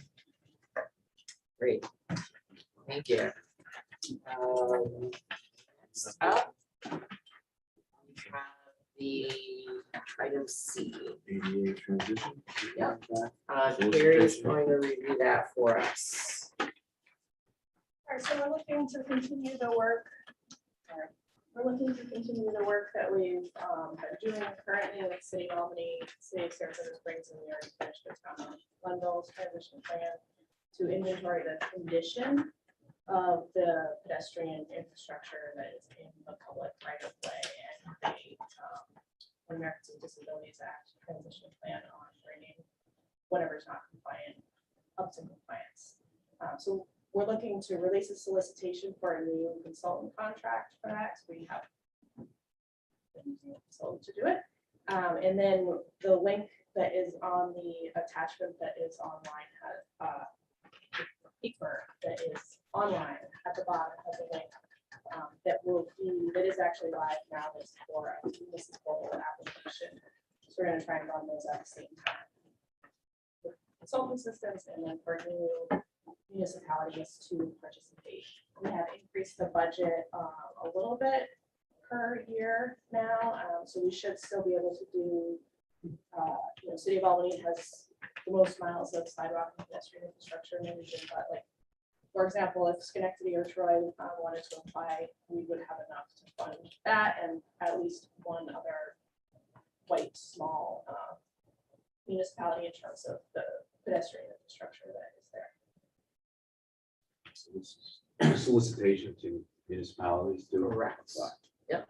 ADA transition. And for consultants And to for apply. consultants. Yeah. That's up.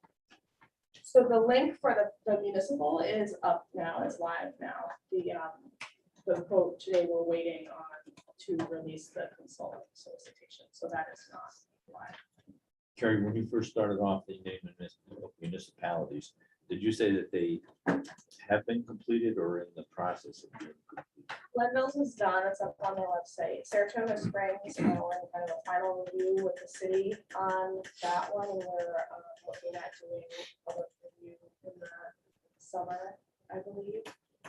City of Albany, we're actually today we have a meeting to review the draft plan. So the draft on them on both of them is finished, but not publicly available. Thank you.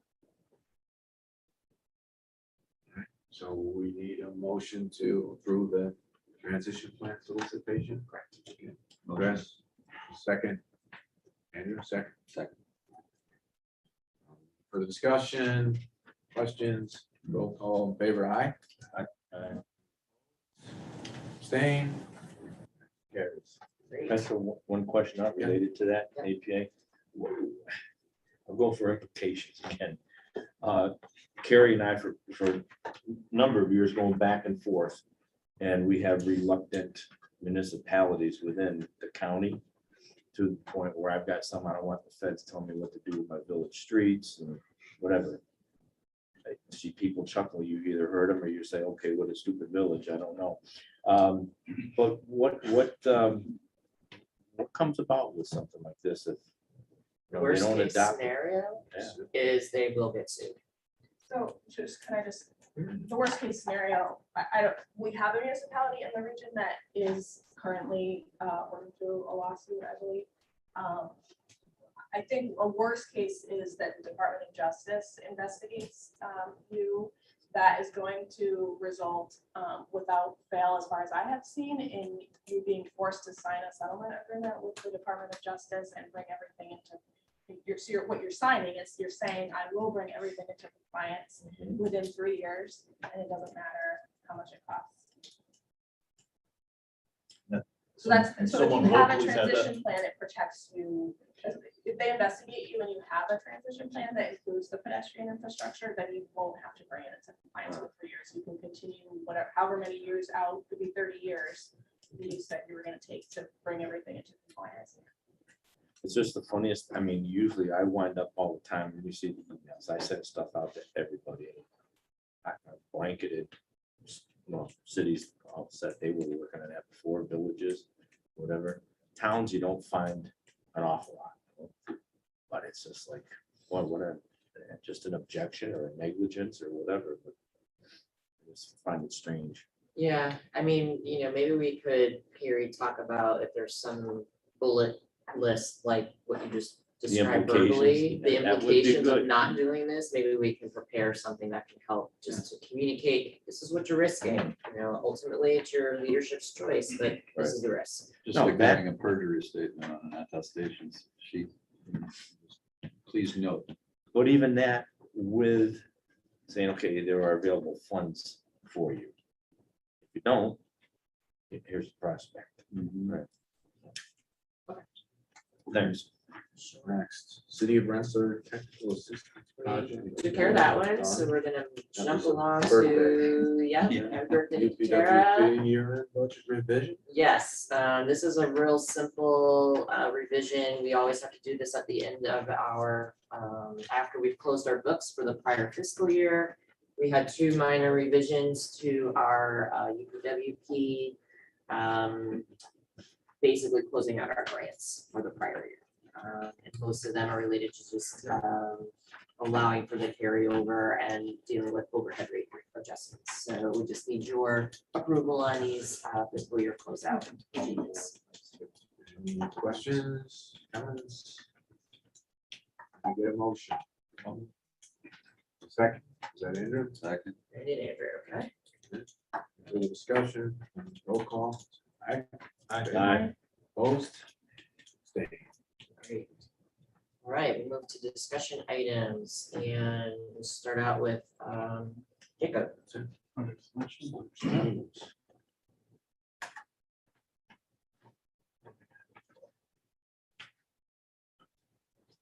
So discussion of our project selection changes. Again, these are small changes that happen kind of in between our planning committee and policy board meetings that don't require amendments. Since we last met, I think, April 30th was the last time that we updated this table. So from April 30th to August 1st, we had 5 different project selection changes, total of a cost increase of $15,000. We had a decrease of $185,000 on there, and then an increase of $200,000. I guess one project in particular that might be of interest was shortly after we approved the Glen Ridge Road overhead vehicle warning system project last month, or I guess that was May. End of May. We switched the fund source from urban New York to flex New York, so still not impacting fiscal constraint. And there was $200,000 added to construction. So that would just be one of the little kind of highlight there, but other than that. Project selection is just a concurrence between Cdtc internally and DOT. So it's typically, I think, cost increases less than 250,000 or less than 50% of project cost. And then kind of the funding shift, if we're shifting years, the first 4 years, some other things as well, but just small changes that don't require. And we just wanted to make sure that for transparency that you folks saw what was going on behind the scenes. I just think there's some typos in there. S240, that's a county project, I believe. I think you have Glendale as a sponsor. I think that's county. It says move CI back 100 years. Yeah, no, so that's actually true. That's how you remove a face. Okay.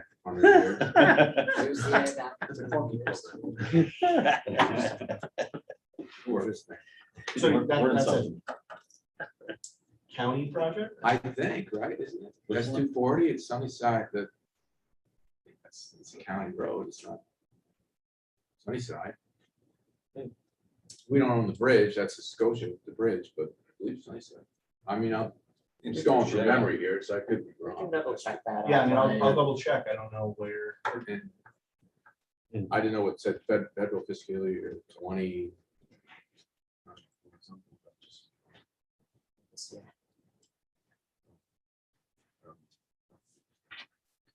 Minor point. Yeah, I mean, I double checked that one. I'm pretty sure. I pulled that from my notes. I guess that happened back. So, I don't know off the top of my head. So no action. So CDTC project delivery update, is that? Yep. So again, every month we take a look at our project delivery. Again, we get consultant updates monthly, and also reach out to individual project sponsors. Couple updates since we last met, just some projects reaching major milestones. S268 Washington Avenue Bike and Ped connection. Construction was authorized in May. SA 306 Mill Road multi-use path. Town Park project PSNE was submitted in June, and construction also authorized in June. Got a little behind on reaching out to project sponsors with all the tip stuff going on, so hoping to start back up on that this month. So keep an eye out. I got to kind of redo my list of scheduling, reaching out to sponsors, and again, that will be we send out a questionnaire that kind of asks some simple questions. Is the project on schedule? Is it on budget? Is there any anticipated amendments in the near future? And that helps us just kind of keep track and fill out the spreadsheet. And then also, everyone feel free to take a look at the spreadsheet and provide any updates in the meantime as well. But that's always helpful. And just as a reminder, Jacob, we'll be doing the more formal check of scope, cost, and schedule in September with all of the sponsors, as we're nearing the end of the federal fiscal year. So just be prepared to get some, have us reach out to you about that. Nice. Is that Bob or Greg or who's? Yeah, we talked a little bit already about the steel prices, but we thought with a couple recent bid openings, it was worth a little bit more discussion. We're also seeing about a 20% increase in asphalt prices. And that is in addition to the adjustments which are already built into the contract. So even as you move forward, the average price should get updated into the new bid. So it's not always reflected in the low bid, but that adjustments there. We had to let the exit 6, the Northway safety improvement, the estimate was about 1.1. It went out for just over 1.4. Route 4 paving in Mechanicville, it's 1.9. It ended up at 2 million, just 5% over. But like I said, that some of the increases already built into the price estimate. Outside the region, we had outside the 4 counties up in Eagle Lake on 74, culvert job 1.8. It came in at 2.5 with just one bidder. Contractor capacity is also an issue. Particularly the bridge preservation site, which usually we call our 5 to 7 work, joint work, and the such. I mean that the estimate was 7.2 and it came in at 11.9. So steel joint, anything that's got to be fabricated like that is just whether the time lag involved. Chris and I had a conversation that curbing is very hard right now. Anything related to signals, both the hardware as well as computer box sort of stuff. That stuff is all tough to get. Having a conversation with if that work is being subbed for any of your local projects, it's definitely worth the conversation. If the prime wants to come in and rip up the road, making sure that they've got signal stuff ready and curbing before you let them do that. And that's the prime saying, well, that's the subs issue. It's not quite it. And any sort of contract extension should come from the prime, should be requesting of the municipality. Even though we all try to be cooperative and understand the environment right now. I mean, formally it should be. It should not be the municipality's problem if somebody has accepted a bid on the project or been awarded on the project. I think that's it for now. We'll come around the last piece. In my conversation with Bob, I tried to talk with Randy about it. Construction is an issue. Sorry, Chris. I was just saying, with the construction ability issues is, what the city's looking, because I like I say, we put out a project, the Brandywine Avenue Safety Project. We got I'm not going to say they were on the estimate, but we got the closest bids I've ever seen in the history of bidding. We had a 1.715 bid and a 1.712 bid. So they were separated by 0.03%, which is unheard of in a way. But What was your estimate? well, the estimate was right around 1.4. So it was similar inflation, numbers up. But the problem is, what we said, is that I'm starting to push back more on the primes to not just be the prime, but also almost be the GC of these, because on some of my projects, we've allowed the prime to get out there, do some of the destruction work, do some milling, do some curbing, do some ramps, and then stop and wait for their subs. And that's causing excavations, it's causing a lot of incomplete work. And one of the things that, Bob and I talked about was it's put a lot of stress on myself and other, the city of Schenectady right now, I have 18 active construction projects and a staff of me, a secretary and an assistant. So with those 18 projects, you have to work backwards. And what I was getting at, so with Brandywine, it's, are the signals going to be here? They need to physically be here, not just be on order before we can go. And then with the signals, there's computers, everything, because there's just a lot of exposure now out there, and they want to get out and do their work. Milling's possible, paving is possible with materials, but it's adding a level of complexity that I have never seen on a project, and then on top of that, I just wanted to point out, it's also affecting our CI costs because the projects are going longer. And so while they might not be full time, I've had projects now go 3 months over.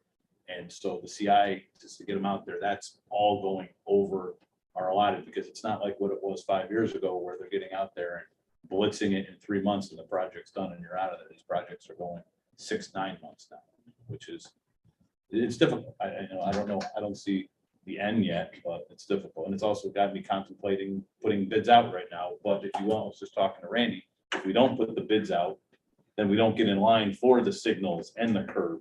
So I think more or less you have to bid it with the anticipation that you need to get all your ducks in a row and get everything ordered in your shop drawing. So it's very new, very, very different for us. How long ago were the estimates done that are now 20% off? We've been trying to update our estimates to the most current numbers we have, but they're still getting low. We're using 3-month-old data, but the curve is so steep right now. It's positive, chasing. Yeah. I mean, every time this happens, we inflate our estimates, and then at some point it turns, and our budget, then they're coming in thirds and under. I look good. But it's just the curve, the way. Yeah. No, we're just trying to go with our projects, and most of the estimates are winter to early spring, and one of them, literally since we started 2 years ago, an estimator more than doubled it. And we told him one of you is wrong. One of you is wrong, because December was this number, 20% now. So, but on the signals and steel and stuff, I don't know if everybody can do this because how your charters work and stuff, but we're going out on long lead times and just pre-ordering them on our own, and then either incorporating those into the GC's contracts, making them take it over. That's the only way we're getting power equipment and the big steel. I don't know everybody can do that, but They can. You're repairing it. Issue with the material that becomes yours. Right. Except the steel's not coming for 18 months after we order it. So. Steve? Quick question, sorry. Everyone here is putting bids out right now, I'm assuming. Is there consensus on, let's say a typical streetscape project, no paving curve? Are you putting bids out now for next summer? And I only ask that because I was told to do that, but I'm worried about the current pricing. But we had a project stop because we couldn't get curbs, same situation, roads up, we're just waiting right now. Is there, when do you typically put bids out in this environment? Or what are you guys trying to do? Magic 8 Ball says. No, we just opened bids yesterday for a project for paving in Scotland and State Street, and our bids came in well under budget. For this year or for next year? This year. But yeah, currently, I've never seen it in my life. I get more calls from contractors afraid to submit a bid. And they're asking me to extend the completion date. And I'm like, assume you can get the material, bid it, you work with us. If you sit on, you're behind and you're not doing anything, that's a problem. But what would you like me to change the completion date to? I mean, I don't have a crystal ball. So you just gotta bid it, assume you can get the material. And I mean, we had an estimate roughly about 3 million. Our little bidder was 2.2. We got bids 2.2, about 2.6 and 2.8. So they're hungry. There's a couple of them that are hungry right now. But it won't even get into building projects. Try to get a generator, rooftop unit. What was your price for asphalt per ton in place? I don't have it off the top of my head. But yeah, we're seeing all of our street contracts, all our paving contracts. Yeah, so. I'm seeing that. All right. Moving along. So we're on to what, CDTC? Yep, so now that we're slowly wrapping up the tip, we're getting into the myriad of planning work that we do. We have a smart communities toolbox out for public review right now. I encourage you to take a look at that.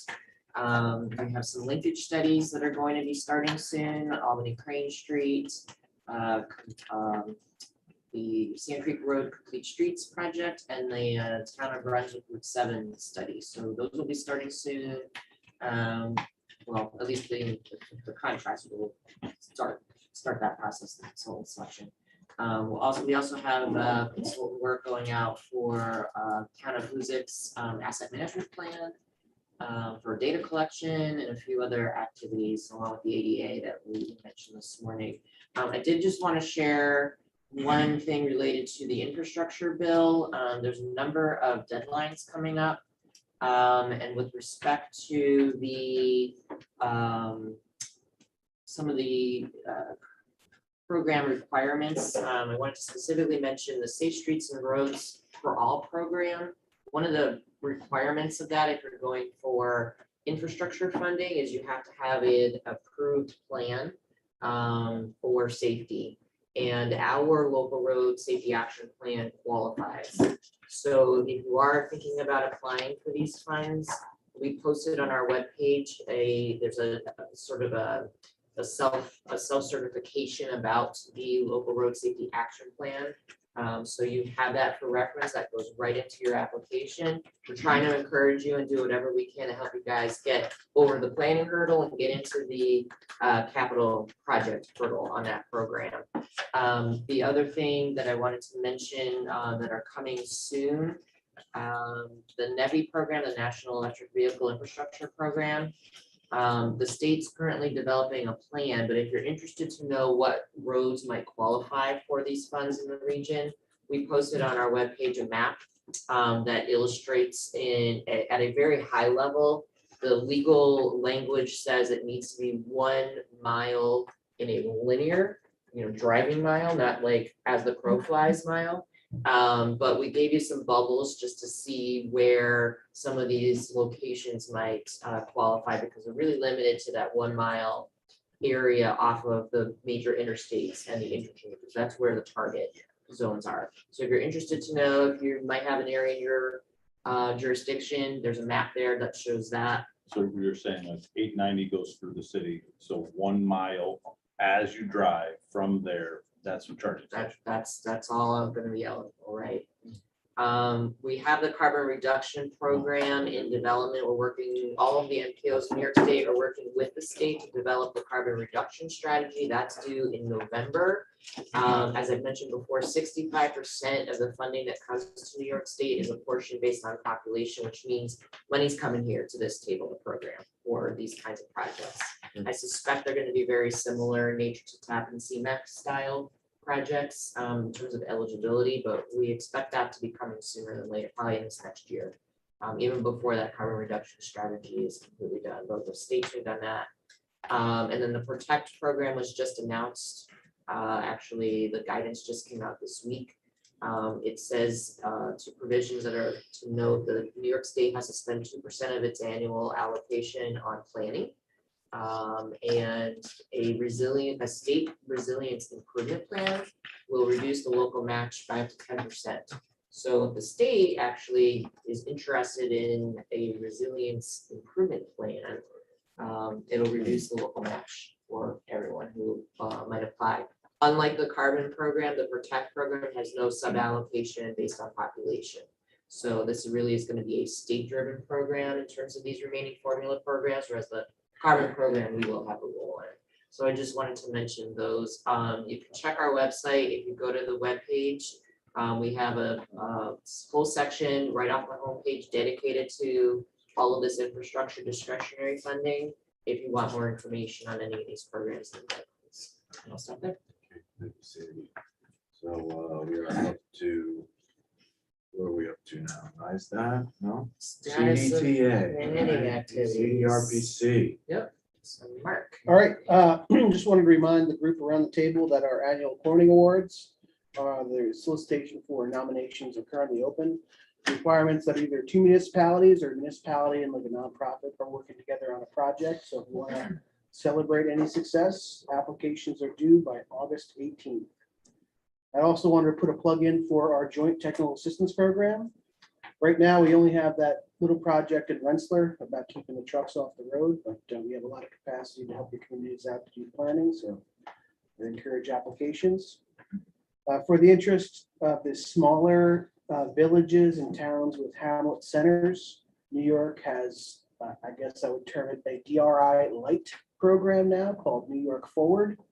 So they're heavily soliciting applications from smaller municipalities that have either small villages or hamlet centers to do a DRI light process.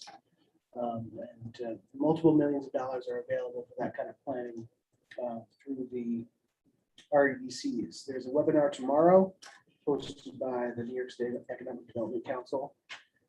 More information on that is available. Happy to share it. Our in-person workshop at HBCC is tentative for October 18th. If anybody will get back to me about that, to schedule the goddamn space. Our new Climate Smart Communities program rolled out a couple months ago in partnership with the DEC, very similar to our Clean Energy Communities program. It involves a lot of hand-holding through our outreach coordinators to help communities not only achieve the Climate Smart Communities designation, but also secure grants related to that designation. We are continuing to work on our broadband planning exercise in the multi-county region. We got some money from the Northern Border Regional Commission. So if anybody you know is working on broadband, let me know and I'll be happy to talk with them about it. That's it. CDTA. Any reports? So our major update is that Cdtc will be rolling out service in Montgomery County on August 28th. So there's a couple of community meetings throughout August to, explain the service. There'll be 4 routes, and there's a partnership with the Greater Amsterdam School District. So we have that coming up at the end of August. And Ross is interested in, he'll reach out to you about doing a presentation about that service, probably at the October meeting. Nice that.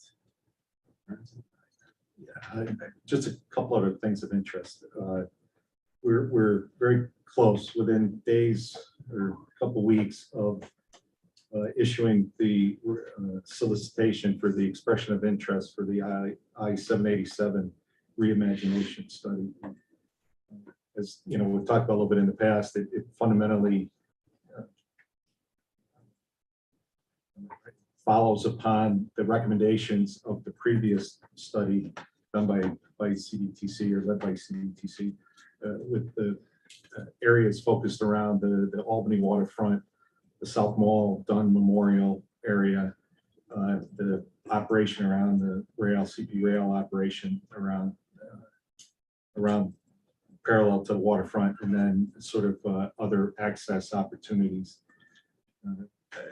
A major emphasis on stakeholder engagement, equity, community connectedness, and sort of climate resiliency are sort of big things to be looking for with this. So that expression of interest solicitation should be out very short. And I appreciate the effort that Sandy and the staff here helping us craft that. The other thing about the Bridge New York, Culver New York program, there's sort of re-examination of the implementation process for that, sort of whether it should be another statewide solicitation that had been done in the past or a more regional approach driven either by the DOT regions in conjunction with the MPOs or something more pointed to the TIP process or the statewide asset teams doing it internally as opposed to a solicitation. So hopefully we'll have some more on that at the next meeting. There's money there, you know, appropriated for it. How that next round is going to play out, there's been a lot of feedback based on the previous rounds. Thruway Authority, nobody from the Thruway. Is there anybody else? Phil joined us today. No. Okay, airport. Steve is out sick. Are we getting a new airport person? He will be representing the airport for the next couple of months until. Fourth district. I can talk about the airport too. I saw a plane fly over. I probably said this last few months. Ships are down number wise lately, which isn't a bad thing for the region because longshore hours are up and tonnage on both sides of the river is up. Just means that contractors are putting more on ships or bringing us larger ships. Hurts our bottom line a little bit. It's better to have a larger local workforce going. That's more our goal than bringing money directly into the administration. Our large project we've talked about for the last couple of years is sort of in a holding pattern right now because primarily of federal permitting issues. Other people have said this too, the federal government, I'd say, is taking about 3 times as long as they say they would do on anything. If they say they'll get us an answer in 2 weeks, it's 2 months. If they say they'll get us a report in a month, it's 3 months. So it's rather frustrating. So we have kind of shifted over to rehabbing the terminal and the roadway and our oldest, we call it a shed. It's a 60,000 foot warehouse. We recently received a New York State DOT rail grant. So just kind of stopped working on one thing and we're all hands on deck on this new project to rehab our internal railroad. We have our own railroad that changes over the 2 class 1 railroads in the yard and brings everything into the district itself. We're redoing some of those rail lines that run up to this shed, redoing the roof and electric and lighting in that shed and increasing the capacity of it so we can store heavier things like GE products and things like that. And so that's going to be all part of a 2 or 3 year project of rehabbing our local roads and the terminal so we can continue to move products a little better and safely and hopefully pull some stuff off of South Pearl Street and move it forward a little bit easier, which we've promised over the last few years. So that's about it. Okay. Upcoming meeting. Just jump back, well, maybe a stupid question, but the Man's Bridge. I have no idea what's going on with that. The 378. Yeah. Pell study. The Pell study So that was, 378 was the other bullet identified in the old Hudson River study. But we started a separate Pell study ahead of this other feasibility study, and that just got executed when we're starting. We're under contract with WSP, and the first couple kickoff meetings have happened. I know they've had some discussion about traffic modeling, like they've had some meetings over here, but that study's underway. The Pell study for 378. Okay, so we haven't been contacted or anything on that. It's just, it literally just. Okay, good. Outreach phase we'll get to soon. During the TIP public period, we did get 2 good articles on the Pell study for the county for the relocation of Washington Avenue exit. So that was nice. We got a good editorial. Well, first we got an article just talking about it with a lot of people from the community college and region, and then we got an opinion article from the editor. So that was good. So already have a lot of local support for that Pell study, which is good, which actually was started by Shrek in the back there. So. Yeah.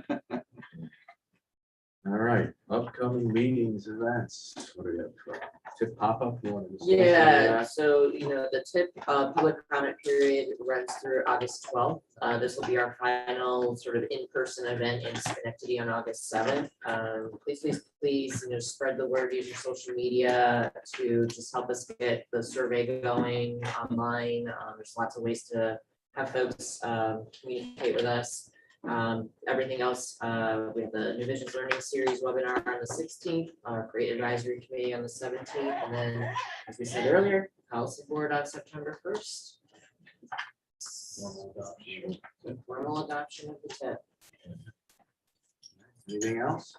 Yeah, I just want to throw in again as a save the date mail, which will be going out to everybody regarding the Saratoga County Planning and Zoning Conference coming back. Date of that would be February 1st, a Wednesday. It's like MacArthur coming back to the Day. Philippines. Pardon me? It's a planning committee day. I know, we knew that when we said, not that we did it on purpose, we did it. It's just tough getting a facility, and particularly in the winter and stuff. I'll be late. All right, anything else? Motion to adjourn? You got it. No? Chris? No? All right. Thanks, everybody. Well,